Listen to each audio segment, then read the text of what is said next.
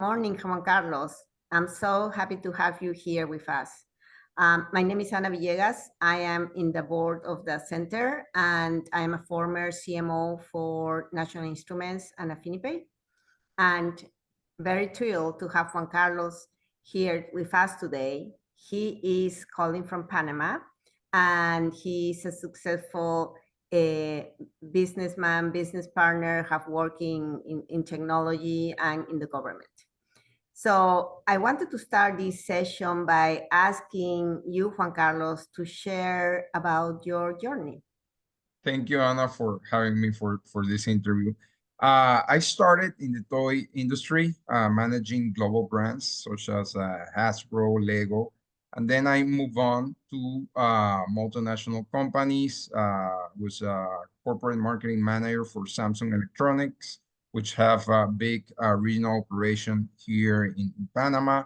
From there, I managed Central America, the Caribbean, and Colombia and Ecuador. Then I move on to an actual Austin-based company, Dell, has a huge operation in Panama with over 2,000 people. In Dell, I was a regional brand manager, and I manage different lines of business, such as desktops, laptops, and printers. Then I move on to be an entrepreneur, and amongst some of the businesses, I'm CEO and founder of restaurant franchises in Panama, Chuck E. Cheese's and Buffalo Wild Wings. And my last 5 years, I was the Vice Minister of Foreign Trade of Panama and also the Consul General of Panama in Belgium. Thank you. Very impressive career and journey for sure. So you recently joined the board and of the center, and I'm interested in hearing from you. Why do you think it's important to have a global mindset?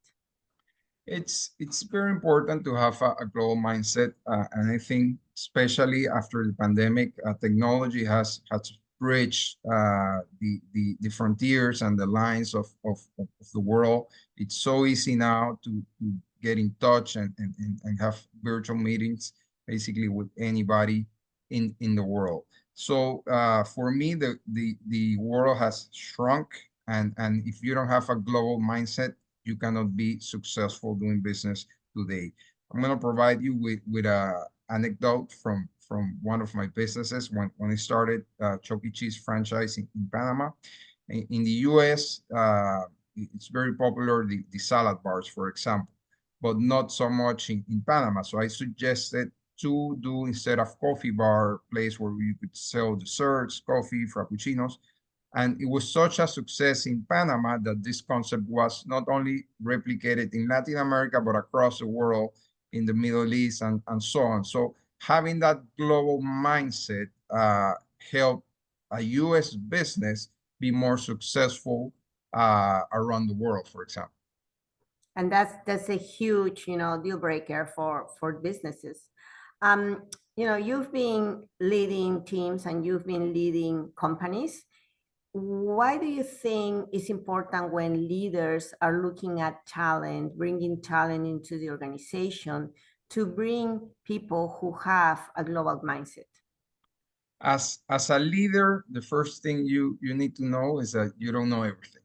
So you need to surround yourself with people in some sense that know more than you, because these are the people that will provide you with great information, great feedback for you to make the best possible decisions. If you as a leader are your global knowledge or international business knowledge is not your forte, then you need to surround yourself with people that can provide you that vision and that feedback.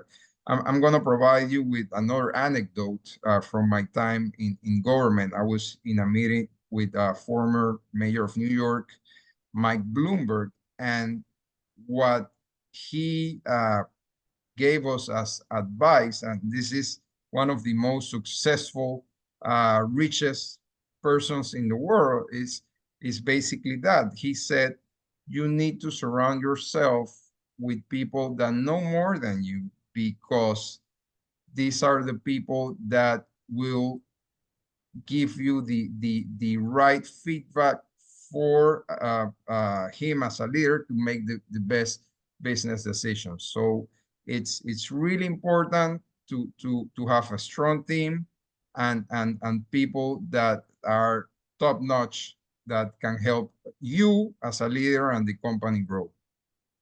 Very insightful answer, and I hope leaders are hearing this and taking this into account that you start, hiring and developing your people. Let's move on the last question to the students. We have right now students, they are in UT looking at different areas, and why taking international business classes, it's important for their career, for their future.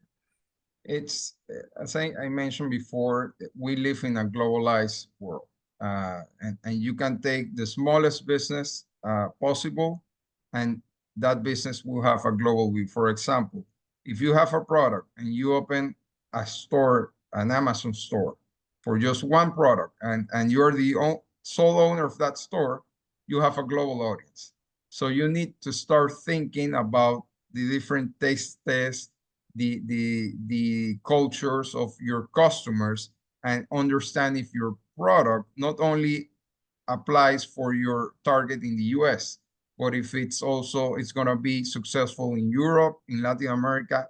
So from day one, you need to start thinking globally, because you never know when your company or your business is going to grow to a magnitude that you're going to go beyond your domestic frontier. So from day one, think about how my product or my service can compete and can be sold on a global platform.